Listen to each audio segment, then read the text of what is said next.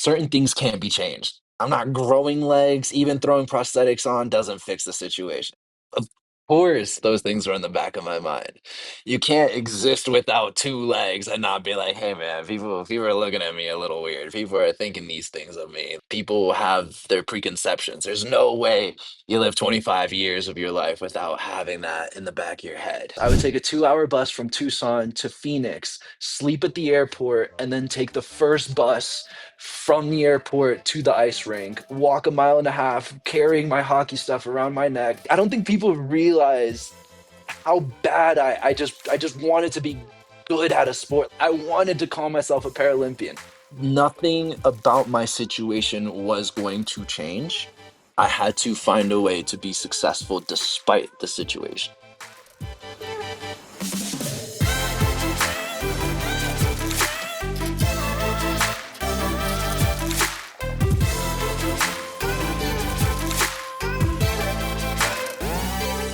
Today's guest is the definition of discipline, fire, and fearless ambition. Miguel Jimenez Vergara is an elite wheelchair racer who's already proven he belongs among the best in the world, and he's just getting started. But Miguel's story isn't just about racing. It's about the mindset of a champion. He takes pride in the sport, its history, and the athletes who fought for their place. And every day he trains with one goal in mind: to be the fastest, the strongest, and the most dominant racer on the line. Before we dive in, if you've been enjoying these conversations about resilience and finding the bright side to life's darkest moments, please like, subscribe, and share. It really does help us keep bringing these stories like Miguel's to the world. So with that being said, please enjoy Miguel's story.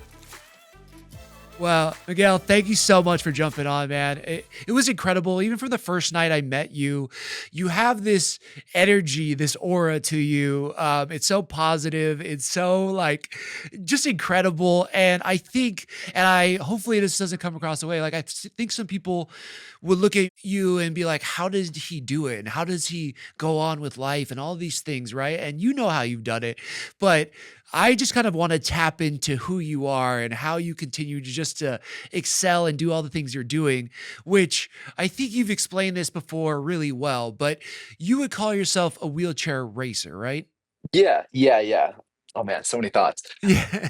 Yeah. I love the way you set that up in terms of the how. I can't answer that without explaining who I am. I Yeah. can't explain how this attitude has come about without explaining, going back and explaining who I am. But let's touch that later. Yeah. Wheelchair racing is fought and vouched for trying to be track. We do world para athletics, we do the marathons, we're trying to frame ourselves as track athletes. However, I, as somebody who grew up in it, like I've been doing it since I was 6 years old, I grew up within the culture of wheelchair racing. I know that it is so different. I know for a fact that the way we train, the fact that the equipment exists, the culture around wheelchair racing, to even the tracks that we're looking for, Yeah. completely different. And I think because of that, I prefer to call it wheelchair racing Yeah. It's because like that's all just all encompassing. I've seen it at. Yeah, I see that. exactly. I feel like calling it track is a little dismissive of the history that we have had to get into the marathons, to get into world para athletics, to get to the level where we have developed. And it's also dismissive of just the subculture around it that exists. Yeah, that's so cool. I love that how you explain it because I think that's something a lot of people wouldn't realize. But yeah, let's go back. I mean, because Yeah, now you are supported by the Challenged Athlete Foundation, an organization I yeah. love, especially being here in San Diego. And even my time working for a large sports brand, they were heavily involved. But seeing all that you've had to overcome, and you were saying it has a lot to do with you as well.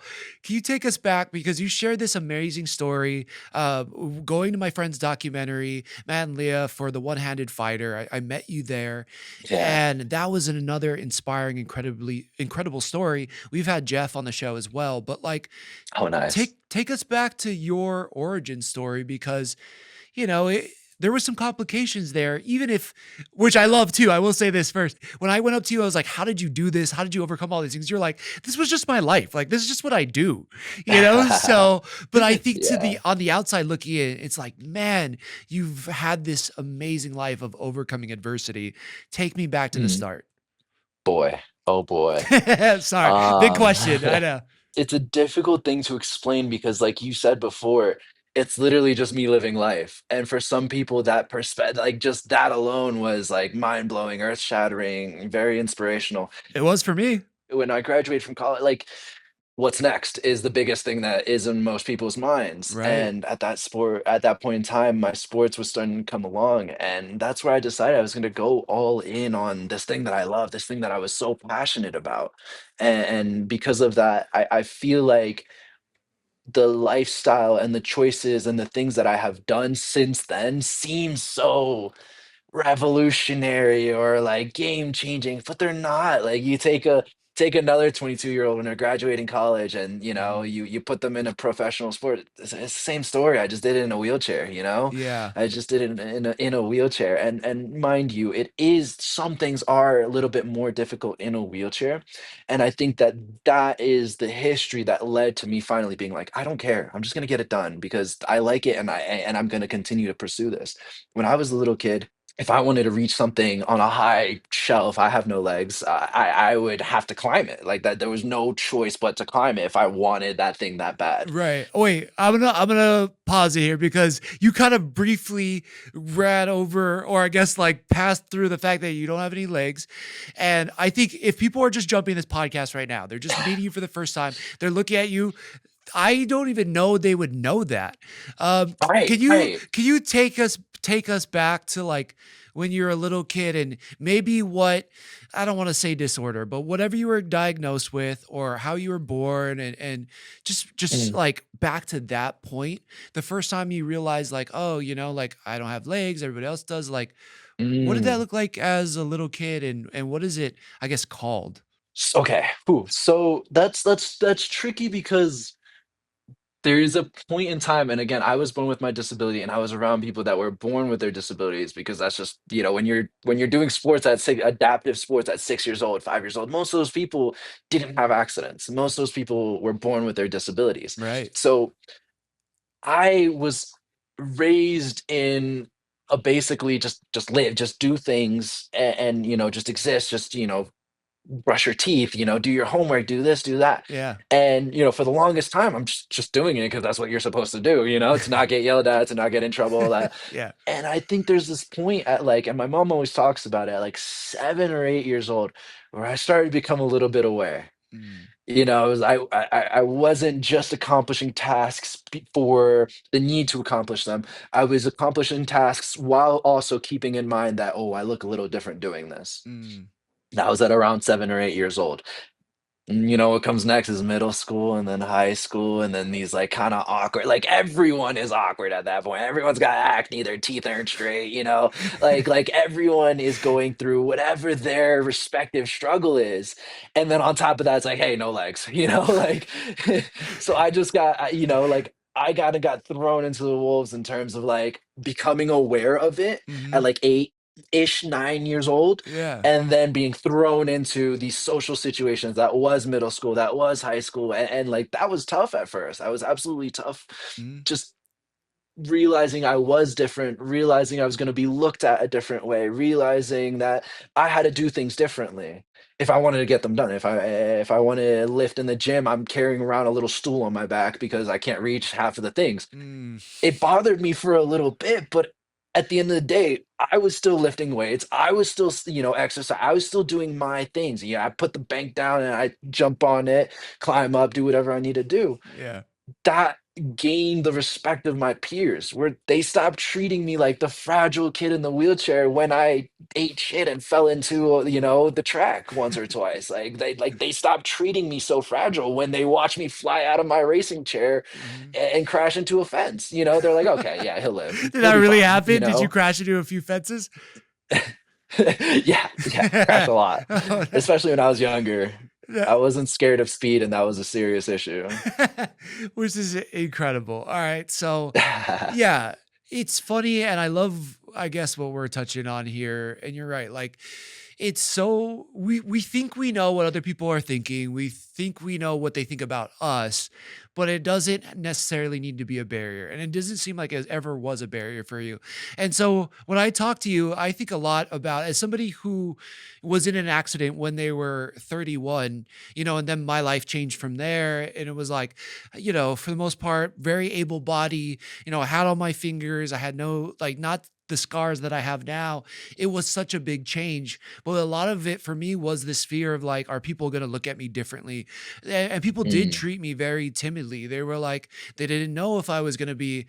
There was so much healing that needed to be done that I was physically more fragile. But then emotionally, I think the thing for me was, yeah, I was very fragile.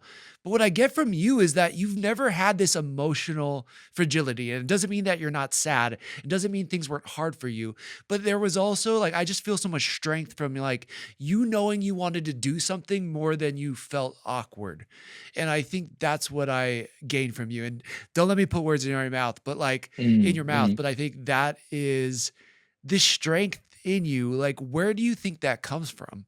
That strength developed over time.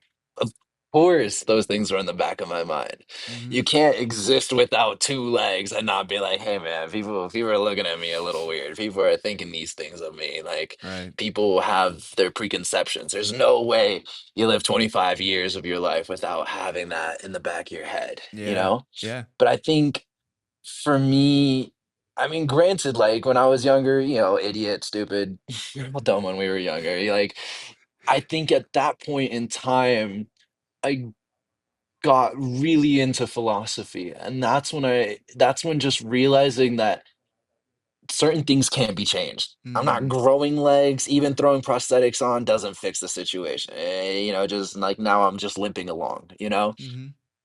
Nothing about my situation was going to change. I had to find a way to be successful despite the situation, Yeah. the physical disability. And I think realizing that there are things that don't change. There are things that you are powerless. You are powerless to change. I'm not growing legs. Uh-huh. I was 100% powerless in changing that. But the thing that I did have power over was this Hmm. mindset. Right. The thing that I could control was how I perceived my own disability, how I could perceive the things that were holding me back, Hmm. and how, okay, I can't reach that, and I definitely can't reach it if I climb it. Well, then I'd sit there thinking for hours, like, how do I get it? Is the change in the mindset. Some people would just cry because they're like, see, I should have had legs, Hmm. I love Some that, people, that's man. the end of the world because they can't accomplish it. Yeah. I had to change my mindset. Yeah, that's incredible, man. I love it too because I think, I mean, one, I just completely agree with you. Like the inability, I guess, to use my hands the same way. Once I finally was able to accept that, it was actually really freeing. Like once you're able to accept like where your abilities end, it unlocks so much within what you can still do. And I guess I just really can see that. I agree with it. And it's amazing that you credit philosophy because we talked about it before. I'm a huge fan of Stoicism. I read meditations at least like a passage a day, and I try to really key in on what is this telling me? Is this something that I can apply to my life? How does this apply with how I interact with the world? And I think it's really, yeah, it was so ahead of your time, man. I mean, it took me like 30 something years to be like, this might help me. Um, Yeah. that's badass. Like, yeah. Did somebody suggest stoicism to you? Where like, you should read this, it'll really help your life? Or like, how'd you even stumble upon it? I grew up in a migrant household. My mom came from Colombia, and she what she ran away from was a civil war. Mm, And to her, education and this right here was the most like expanding this, and being able to think profoundly and to genuinely just question things.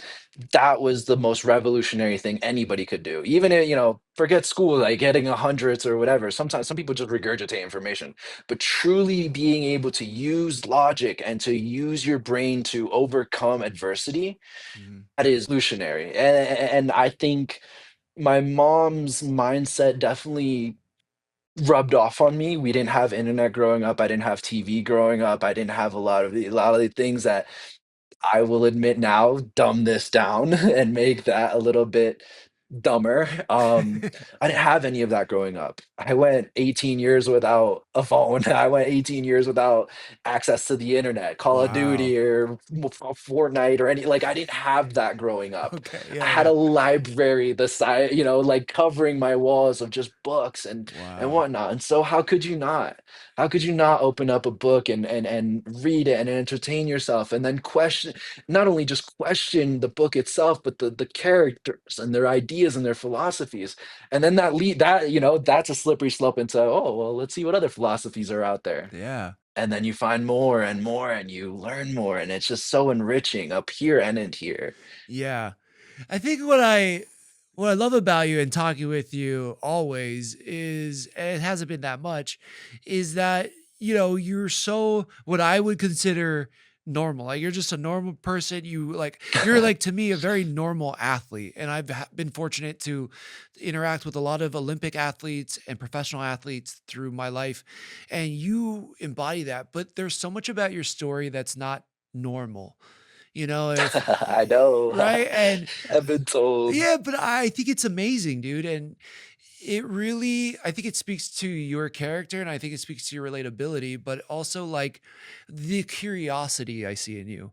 The curiosity of like, maybe I didn't have like the normal things that people use to entertain themselves, but your curiosity of like, let me just try to open this book and see what I get out of it.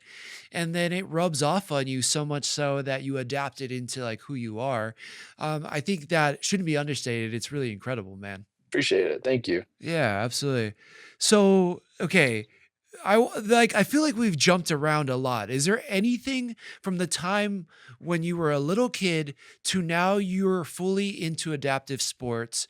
Now you're training, I believe, for is it the 2028 LA Paralympics? Yeah. Yeah, Yep. you're Yep. now Yep. in the That is the process. goal. Hell yeah, you're gonna get there. But now you're training for that. Take me through something else that might have been a barrier, and then let's unpack that and let's figure out how you overcame it. Oh, the whole career has been a barrier.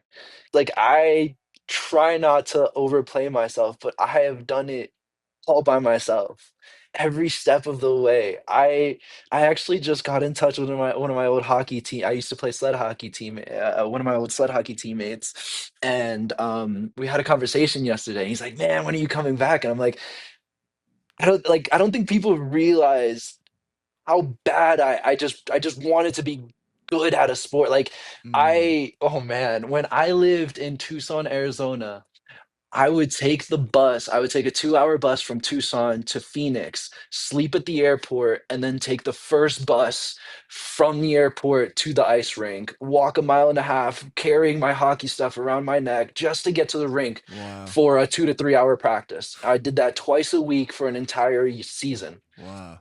Like, people don't realize how I wanted to call myself a Paralympian, and I tried the hockey route. I wasn't making teams, so I was like, "Okay, how do I do what I want? How do I achieve my goal when this isn't working?" It's not like I'm trying. I've been to 3, 4 tryouts.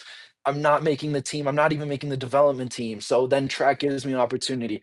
I sold everything and I moved to California in a heartbeat. Like, I think for me, it was genuinely being all in, having all my cards in my basket, hoping that if I just kept all my cards in this basket, one of these will go through. Yeah. One of these chips will find its way to the games, will make me what I want to be.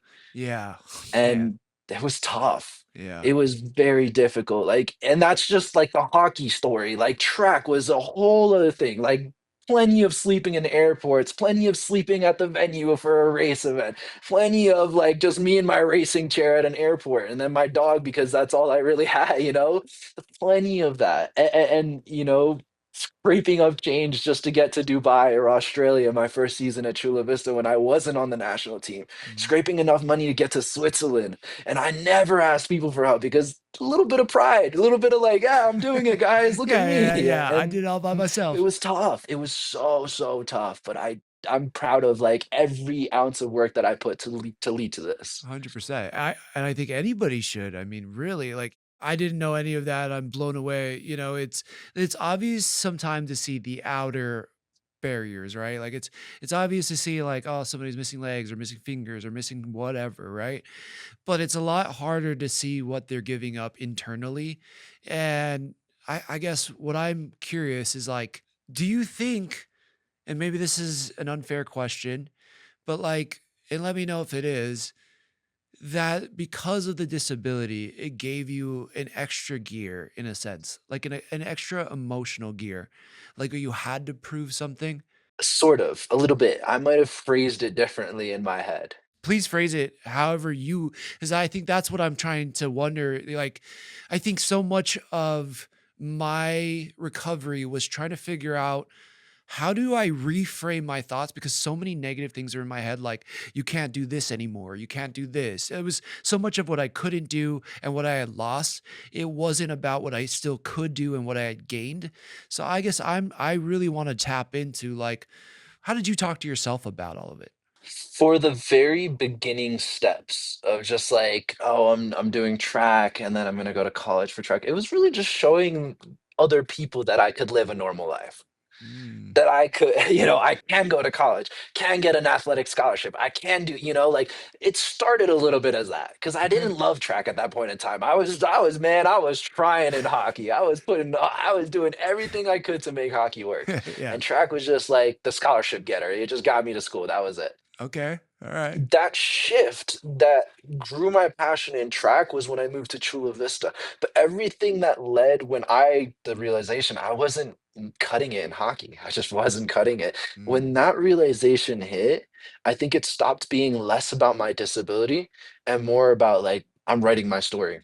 mm. I'm writing my story, and like this is a cool story. Me and my dog sleeping at an airport to wake up at 4 in the morning and go walk to practice. Like, Yeah. like I kind of just kept framing it that way in my head. It's like, oh, one time I don't know what it was, but I had a practice in Philadelphia, and I remember walking 7 miles with my hockey bag around my neck from the train station to where I was staying because I didn't know where the buses were. I don't know any of that stuff. And I'm just Yeah. like, you know what? It's a cool story. I'm in the middle of the street at 1 o'clock in the morning, just wheeling around with my hockey bag around my neck, sticks falling out my back, like Yeah.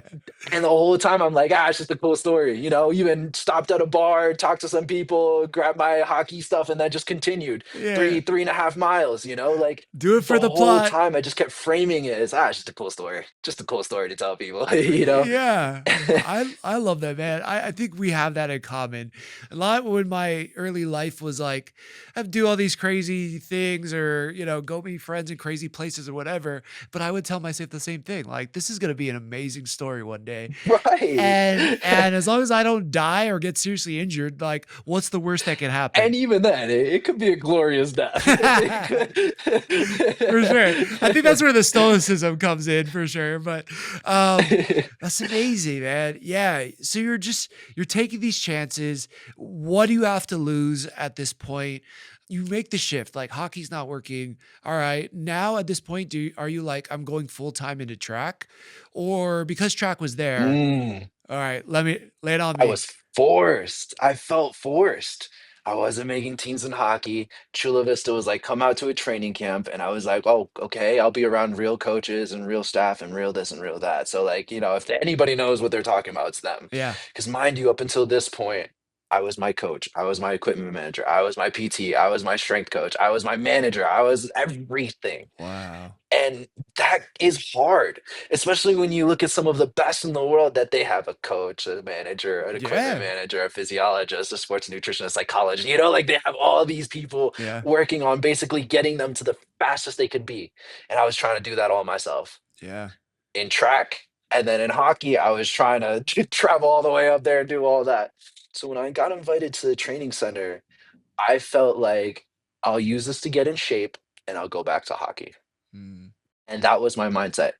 Accepting the invitation to a training center in 2022, that's what it was. okay. I'll do this. I'll get in shape. I'll get lean. I'm already like one of the fastest guys in the US. I'll get in shape, even more shape, and then I'll get back to hockey and I'll kick everyone's butt. That was my mindset. I'm laughing because you were like, I was one of the fastest guys in the US, but I wanted to go play hockey. You know what I mean? Like most people, like the dream is to be the fastest person in the US, but you're already doing that. But if there's still something else you wanted more, I don't know. I find that Yeah, pretty amazing. yeah, and it really was just, "I'll go back to hockey, I'll go back to hockey." And then just something about doing something every single day with a goal, at that point in time, it was just hitting a Team USA standard so I could validate me being at that training center. Because without a Team USA standard, I was just I don't even maybe a freelancer, like, I wasn't on Team USA, it was just like, "Hey, come here, we'll train you for a year, and then if we don't like you, you're outta here." Right. Yeah. That was just a hope and dream, right? Yeah, absolutely. Until you hit a standard, you are not considered Team USA. Mm, You don't get access to this, and that. Like the facility I'm at right now is the Colorado Springs Training Center. I would not be allowed to be here if I wasn't on standard. wow. And I think when we started training for just the standards, I started to fall in love with it again. I was like, wow, this is fun when you're good at it. Yeah. Yeah. Yeah. And I started to get better. I started to appreciate it more.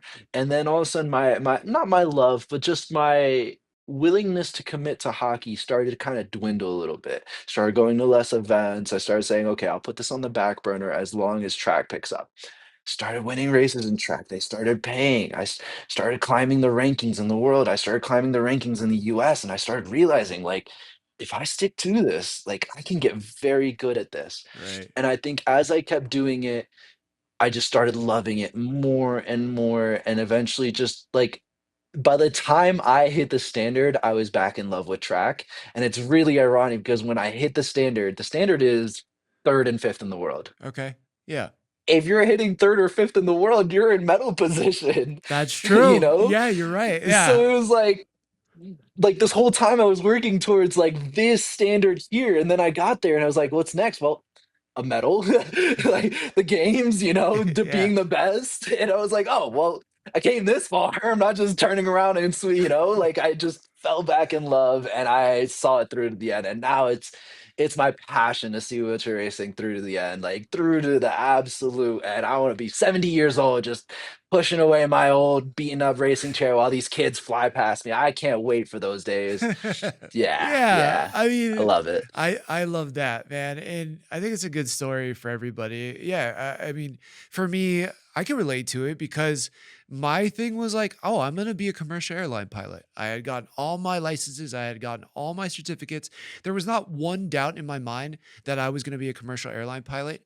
And then out of nowhere, boom, this accident happened, right? And it was like rediscovering like what else can I do given my ability, given my access, and podcasting became one of those things where it was just fun with my friends. Like we would just chit chat. It was COVID. People couldn't really do anything anyway. So it was allowing me to interact with people. And the first podcast I did, we just kept it going. And it went for 3 years and over 180 something episodes. And yeah, it just like I found this passion for it. And I feel like it's amazing, not just for you and me, but it's like for anybody when you can't do what you think you want to do at the level you want to do it, when you lean into where the world is giving you opportunities, where they're saying, hey, we want you here, we want you to do more of it. It's amazing how those things turn out. And I feel like you're a living proof of that too when it comes to track and field. Let me ask you, would you go back to just check that box?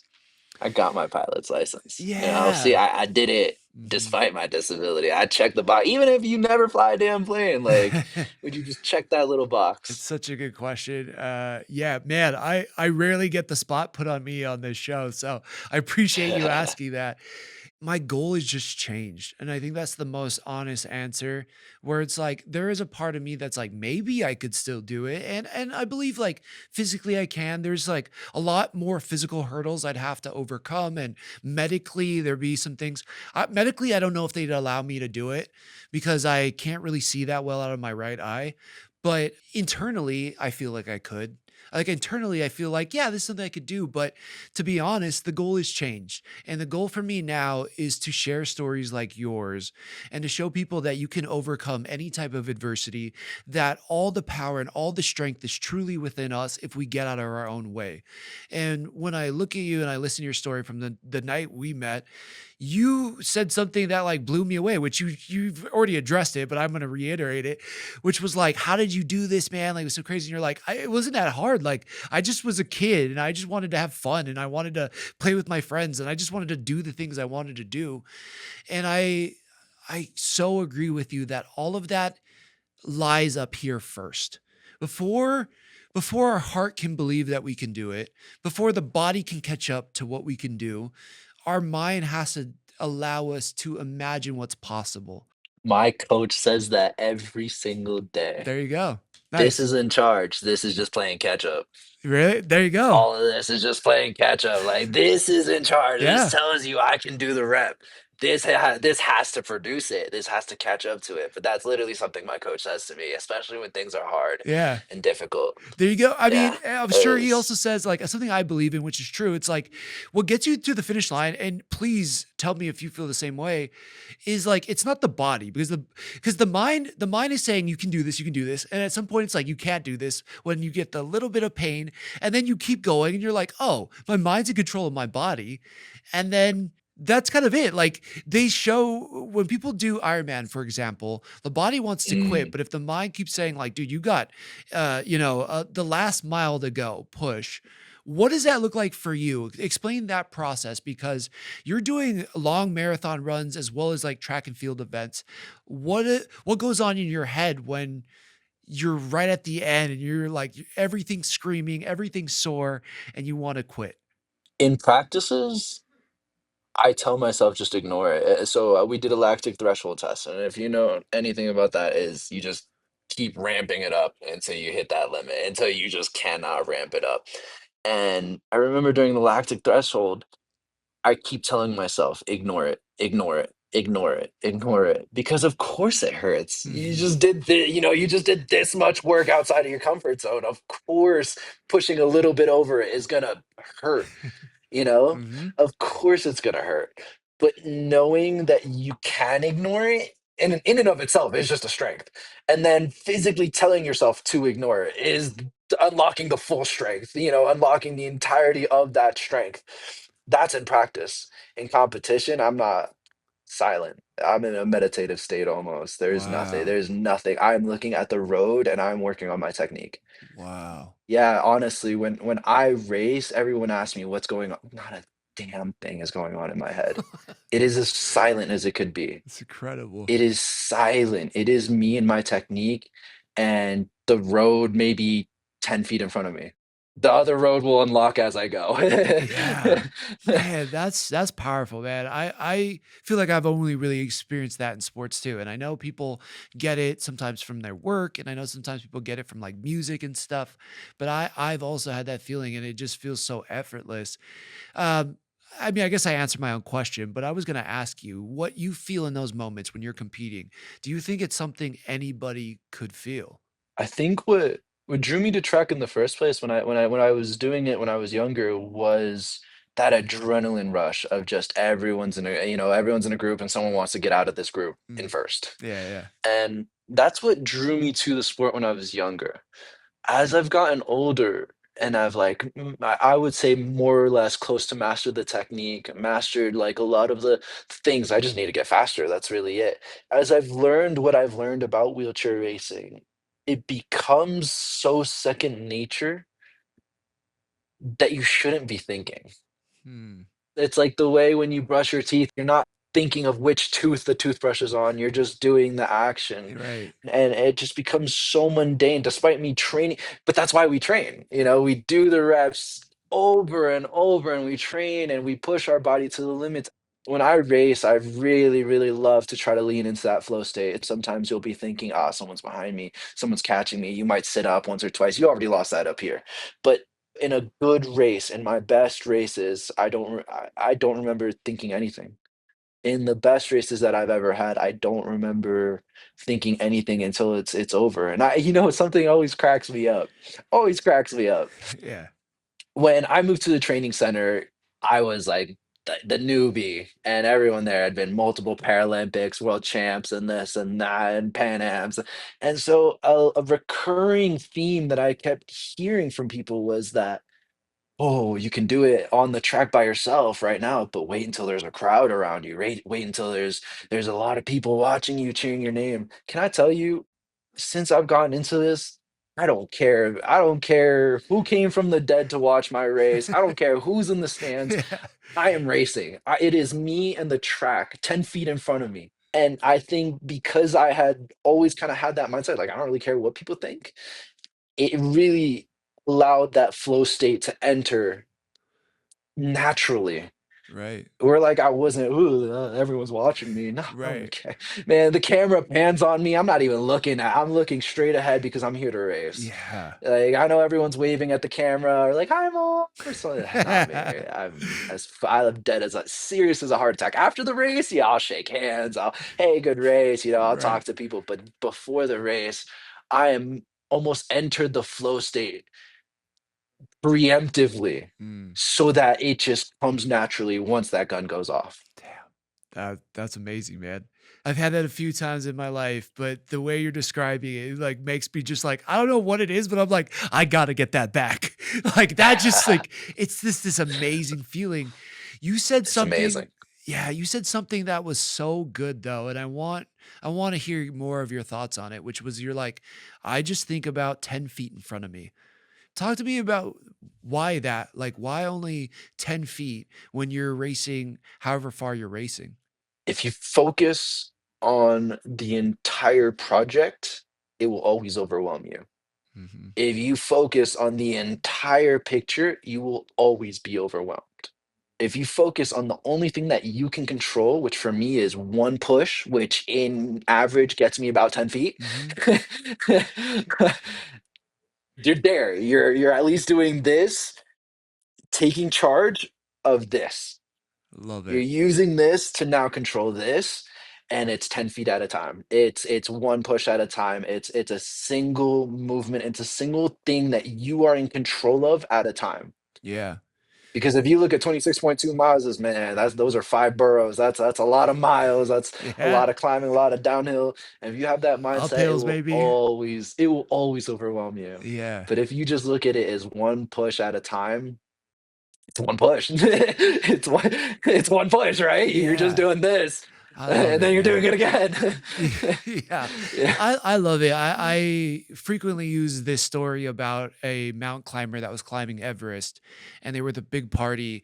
And what got me through the days in the hospital was a story that was very similar where a storm came in, I think it was an avalanche, it took out the entire party. He was the last person left, but broke both of his legs.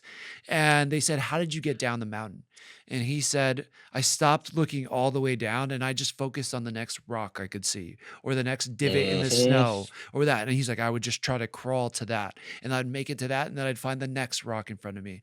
And I love what you're saying. Like, I try to remember that when I feel overwhelmed and everything feels like too much or there's just too much going on at one time. And it's like, you don't get to the end. You don't finish the project. You don't finish the race by like jumping to the end. You do it by, for you, 10 feet at a time. And Mhm. yeah, I love it. I was going to ask you, like, this is something in your perspective. Do you think this is something everybody can do? Yeah, 100%. Like, does this apply 100%. to work? Does this apply to school? Like, how does this work? It applies to anything that can be separated into the overall picture and what you can physically manage and control. Overall picture, the example I was gonna give you was my workout. I had 16 400s after 4 1 mile repeats this morning. If I'm looking at the whole training, I'm like, "Oh, man, that's tough. That's tough." Right. But when I'm doing those 1 mile repeats, I'm just thinking 3 more laps. I'm just thinking 1 more lap. I'm just thinking, like, Right. I'm thinking like, "Okay, 200 meters away. I'm 1 lap away." Yeah. And then I get to rest. And then the next one comes. But the thing is because there is the big picture, Mhm. and that big picture is overwhelming, I have no choice but to chip away on such a small little aspect that I have full and absolute control over, Mhm.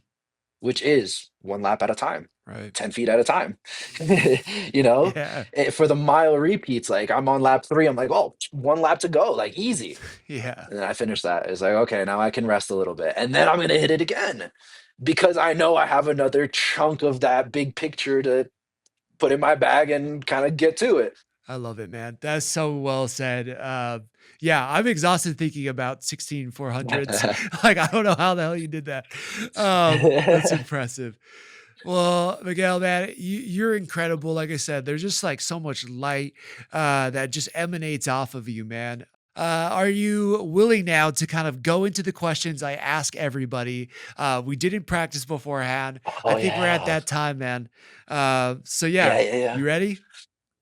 I actually forgot completely about this, so I'm Okay. actually pretty excited to Okay. see what it is. Okay, Yeah, yeah, sweet. All yeah. right. All right. I'm curious to hear what your answers will be. So, currently in your life, what is giving you the most peace? Time, Time. Okay. How so? it comes and goes regardless of what I want. Okay. No matter what happens, it progresses. Have the worst day of my life, time's gonna keep going. Break a world record, win $1 million, time still goes on. Yeah. It is the ultimate equalizer in my eyes. Hmm. Wow. It brings the highs down to mediums, it brings the lows down to mediums. Time will fix everything. It continues whether or not you want it to. I can't hit pause. I Wow. never will. So I use it to my advantage.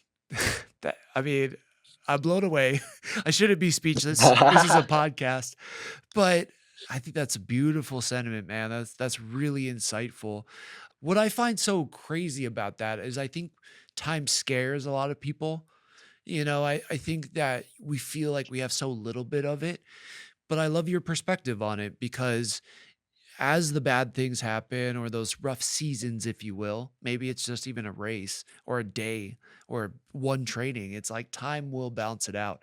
And if you keep showing up like what you do, you're gonna have a good day. You're gonna have a good race. You're gonna have a good Right, practice. right. Yeah, that's awesome. I remember practices where I couldn't even finish. Oh, Yeah, really? coach is like, "All right, let's call it. Get off the track." Wow. I showed up the next day. Yeah. Wow. I showed up the next day. Damn, man. I have a lot to learn from you, young man. That's incredible. That's such a good answer. I love it. All right. So if somebody right now, and I think we kind of answered it already, but I'm just curious to see if you have a different answer to it, which is what's one piece of advice you'd give somebody going through their hardest moment right now?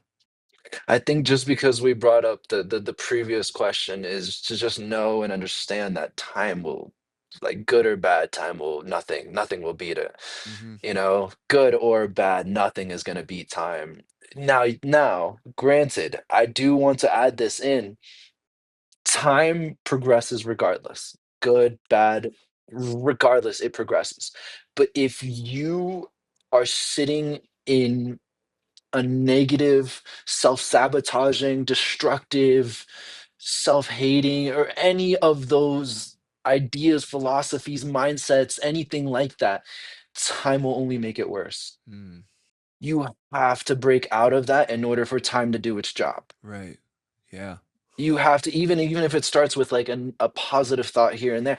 You know what? I'm the probably one of the least positive people I know. Really? I don't look at positivity. I look at neutrality. Huh. There is no good or bad. There's just I'm gonna do this. There is no this is a bad thought. It's why did I think that way? Why did I think that way about myself? Okay, because I didn't accomplish this. Well, let's start working on accomplishing that. And then I won't feel this way about myself. Yeah. And then time does the rest. Time, trust me, time will do its job. Yeah. Wow. You just gotta be a good, it's like a plant. You wanna be in good, rich soil for time to just do what it needs to do. Right. And that plant will And you can't grow. do that in a toxic waste. Yeah. Man, that's such a good perspective. I love that. I really, really appreciate that.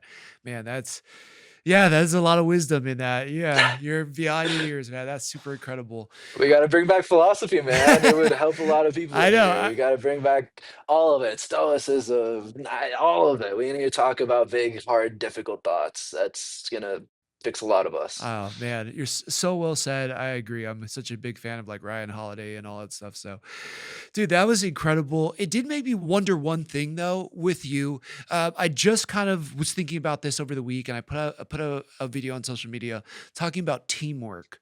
And you did so much for yourself, but I'm just wondering, like, now that you have a coach and you have other athletes that you're training alongside, like, what's your take on teamwork or building a team? It needs to also start internally.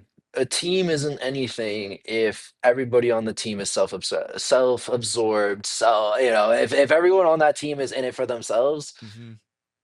your team's not gonna go. It's gonna go in like six directions. Right. And that doesn't work. Yeah. It's until I become the best version of myself or try to become the best version of myself and somebody else sees that and wants to nurture it or whatever they want.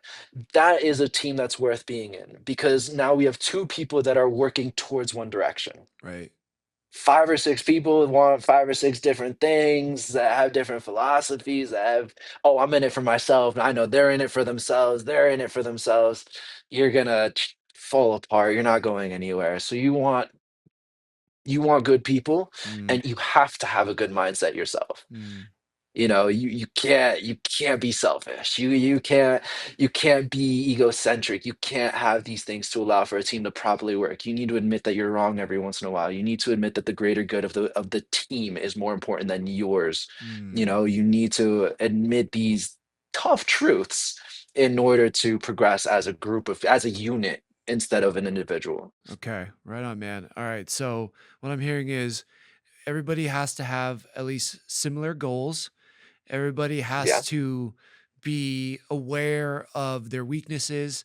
And what else? Let's see. Same goal, be aware of their weaknesses and be less egocentric, I think you were saying. Or like, I guess absolutely. Yeah. kill your ego, if you Yes. will. I love that. Kill it. Absolutely. Yeah. I mean, there's no point in thinking that you are the hottest shit in the world ever. Even if you are LeBron James, Wow. there's still something you can learn from a construction worker, a farmer, a philosopher. There's still something that you can learn and take away from somebody else. Yeah, I can't add anything better to that. You perfectly. We'll leave that answer there. That was so well said, man. All For right. sure. Well, it's been such a pleasure talking to you, man. You again. For sure, Thomas. I want to just. I can't wait to see you grow. I can't wait to see you make it to the LA Olympics. I'm going to be there. I'm going to be at the race. I can't wait to see you win a gold medal. Where can people find you? Where can they support you? Yeah. How do they follow you along for this amazing journey? Honestly, just follow my Instagram. And to me, genuinely, the one hill I will die on is bring philosophy back. Like 100%. Like the days of just at a coffee shop, five or six young idiots talking about these deep, hard concepts. That needs to come back. But for me, I'm gonna figure out my way. I figured it out this far. I will get sponsors one day. I will win races one day. I will figure out my life. I think just support each other, really. Like I don't worry about me. I'll be okay. Yeah, man, you're incredible. You're so independent and like you so much of what you said I completely agree with. I feel very much the same way. Dude, it's an honor to talk to you. Thank you For so sure. much for joining today, man. Best of luck. What's the next race you have coming up? New York City Marathon this Sunday, November 2nd. Let's And go. then, yeah, and then just a couple of medium-sized races. New York is a big one. New York is my career could really take off in New York. I'm a nobody right now, and if I do well at New York, it might really put me on the radar for Nice. people, brands, companies, Heck yeah. teams. You've Yeah, never been a yeah. nobody, my friend. You are incredible, dude, all the way through. Good luck on the race and yeah, aloha and thank you so much for being on the show today. For sure. Thanks for having me, man. I love these types of conversations. It was really, really nice. Yeah. All right, Yeah, for sure. right on, man. Miguel's journey is a reminder that greatness isn't defined by what you start with. It's defined by how far you're willing to push yourself. His mindset, his discipline, and his fire shows exactly what's possible when you refuse to accept limits. If today's conversation inspired you, please like, subscribe, and share this episode with someone who could use a spark of motivation this week.